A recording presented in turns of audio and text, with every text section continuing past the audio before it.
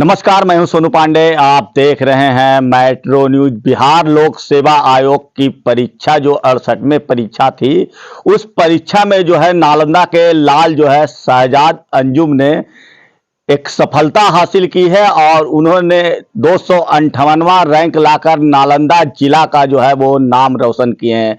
तो मैं इस वक्त उनके घर पर मौजूद हूं और मैं आपको वो तस्वीर दिखा रहा हूं कि इनकी घर की हालात क्या है और किस तरह से इन्होंने रहकर जो है वो पढ़ाई की और नालंदा समेत अपने माँ बाप का जो नाम जो है वो रोशन किया है।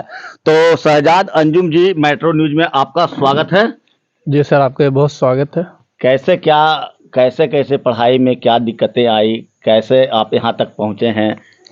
सर सबसे पहले तो मैंने 64वीं से फॉर्म भरना शुरू किया था और शुरू में मुझे इसके बारे में बहुत आइडिया नहीं था कि कैसे इसकी तैयारी करना है।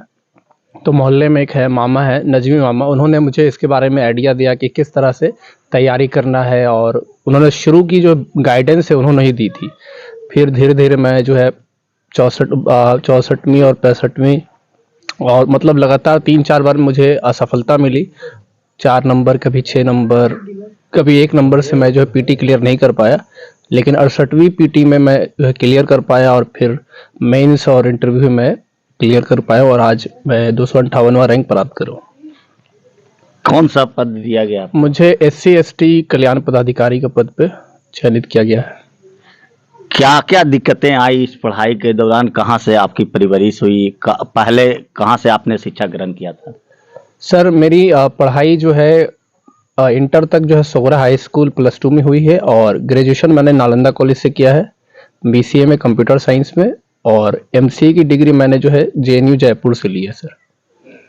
इसकी पढ़ाई कहाँ रहकर कर रहे थे या घर में ही रहकर पढ़ रहे? क्योंकि आपके घर देखने से ऐसा लग रहा है, आप भी जानो कि इतनी बड़ी सफलता आपको मिली है और आपके घर झोपड़ी नुमा है। तो कैसे कहाँ पर रहकर पढ़ाई की है?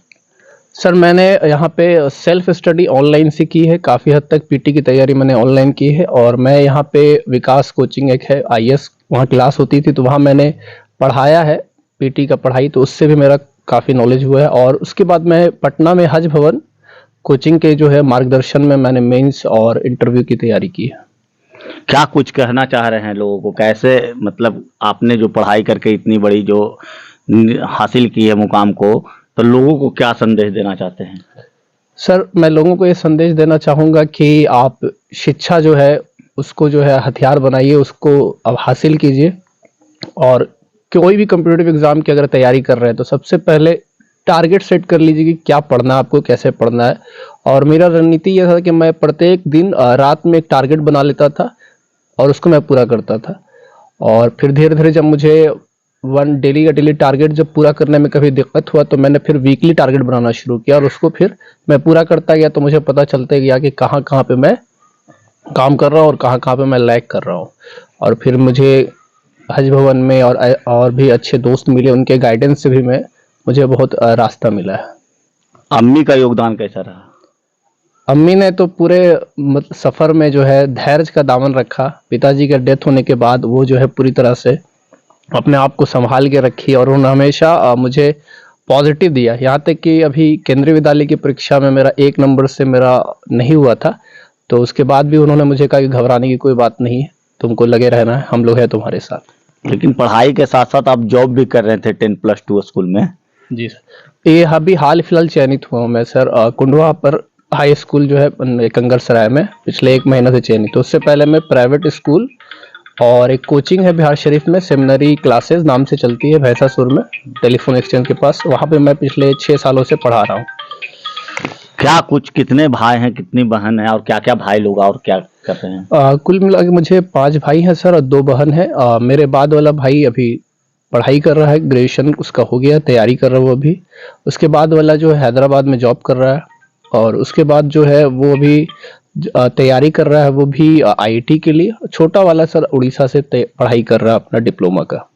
कल्याण पदाधिकारी ही रहना है क्या और आगे भी कुछ करने के लिए सोचे? सर इस पद को पहले मैं संभालूंगा, इस पे जो काम कर सकता हूँ करूंगा और साथ ही साथ मैं आगे भी तैयारी करता रहूंगा। कल्याण पदाधिकारी में लोगों का कल्याण कीजिएगा कि अपना कल्याण कीजिएगा?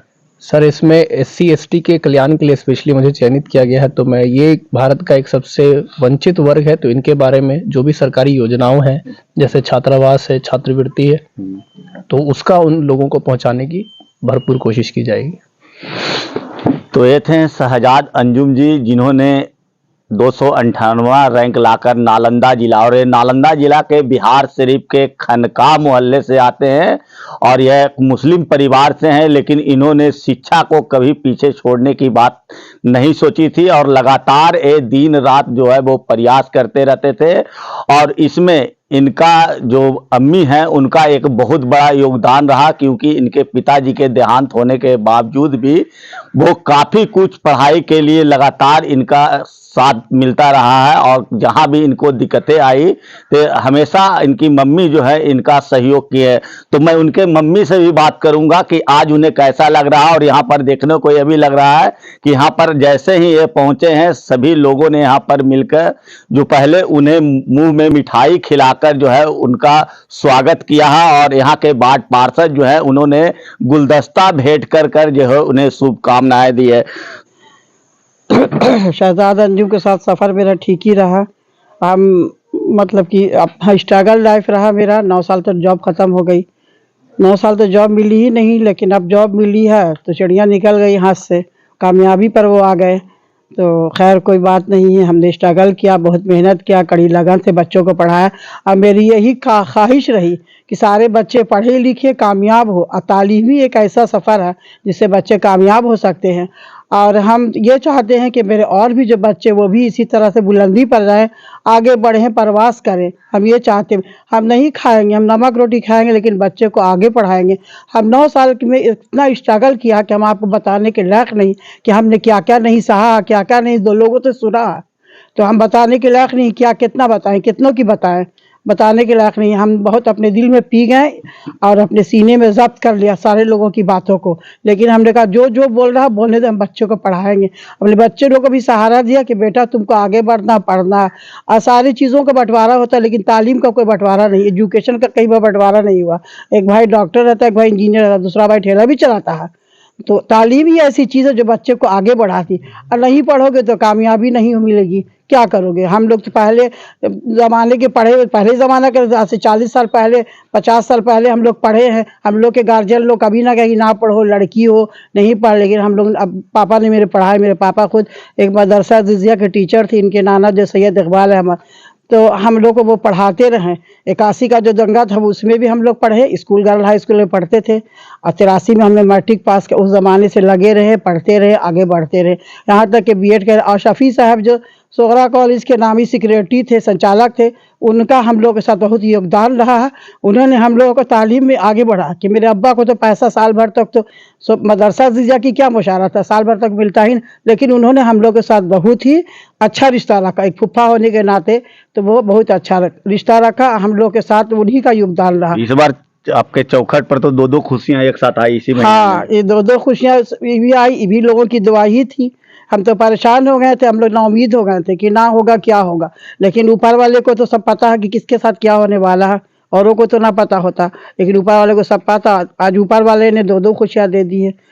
लग रहा था कि आपका बेटा जिस तरह से मेहनत कर रहा, सफलता उन्हें मिली। हम तो मना कर देते कि बेटा अब तुमको एक कामयाबी मिल गई है तो काहे ले तब मेहनत कर रहा, काहे ले पढ़ा। तो उसने कहा नहीं मम्मी, हमको अभी और आगे बढ़ो। अभी भी वो कह रहा है कि हम और आगे बढ़ेंगे और आगे पढ़ेंगे। देखिए तो सारे लोगों की दुआ रहेगी तो पढ़ेगा ही और आगे। तो देखिए यहाँ पर जो शहजाद अंजुम के जो माता जी थी, उन्होंने कहा कि शिक्षा से बड़ा कोई धन नहीं है और इस धन को कोई चुरा भी नहीं सकता। क्यों, और लगातार जिस तरह से शहजाद अंजुम जी ने अपने माँ का जो नाम जो है वो रोशन किया है, जिस तरह से उनके माँ ने इन्हें पढ़ा लिखा कर इस तरह के मुकाम पर चढ़ाए हैं, तो इसको जो है शहजाद अंजुम ने कहा कि हम कल्याण पदाधिकारी के रूप में हमें दिया गया है, और मैं वो सारी जनताओं को जिसका दुख दर्द और सरकार की जो योजनाएं चलती है उस योजनाओं को हर गरीब तत्व तक पहुंचाने का काम करेंगे। तो लगातार आप मेट्रो न्यूज़ के साथ बने रहे। मैं हर एक अपडेट जो है आपको देता रहूंगा। तो मेट्रो न्यूज भी आपसे अपील करता है कि आप भी शिक्षा को जरूर ग्रहण करें, क्योंकि शिक्षा ही जो है एक आपका महत्वपूर्ण चीज है और इसे कोई चुरा भी नहीं सकता।